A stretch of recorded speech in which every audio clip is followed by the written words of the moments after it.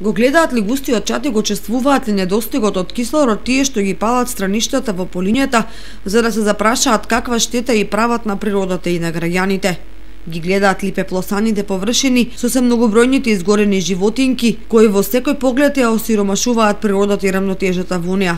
Ова се само дел од суштинските прашања за проблемот кој за европски стандарди е нецивилизацијски и кој всушност не се ниту поставуваат, бидејќи одамна се надминати.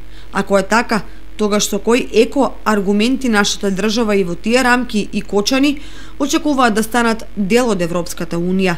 Со контрапродуктивното палење на поголеми површини, со уништување на растителниот и животинскиот свет, со загадување на животната средина, дури да се добие датум за преговори во Европската Унија и за поглавието за екологијата, ќе требаат големи средства и сериозни промени доколку се посака рамноправно членство. Како се одвиваат настаните со активирањето на граѓанските иницијативи и здруженија, станува јасно дека ниту нудење парични награди, ниту инспекцијски пријави и санкции брзо и ефикасно ќе го решат проблемот, бидејќи нема механизам за соодветен мониторинг на целокупната територија на Кочанската котлина.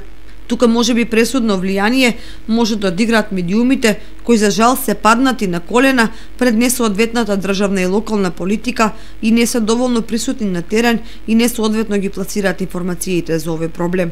Дека и Кочани и државата ја губат битката со загадувањето поради субјективен човечки фактор, во секој нов еколошки инцидент станува повеќе од јасно.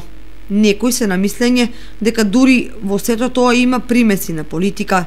Например, раководството во комуналното јавно претпријатие Водовод се сомнева дека зад палењето на депонијата стојат опозицијски потпалувачи. Опозицијски фактори пак веруваат дека власта е толерантна кон поедени индустријски капацитети, дозволувајќи им да се огоруваат се и се што заради профит. Како и да е, жителите во Кочанската котлина подеднакво ги трпат последиците од загадувањето, што значи дека подеднакво треба да се вклучат во кампањата за сеопфатна заштита, правенствено со превентивни мерки во сите сегменти. Така, ако пријателот или соседот по нива или земјоделско земјиште во полето го запалат страништето, без двумење граѓанска должност е да пријави или барем опомене, бидејќи така правите добро и за неговото семејство и за сопственото, како и за се што не обкружува.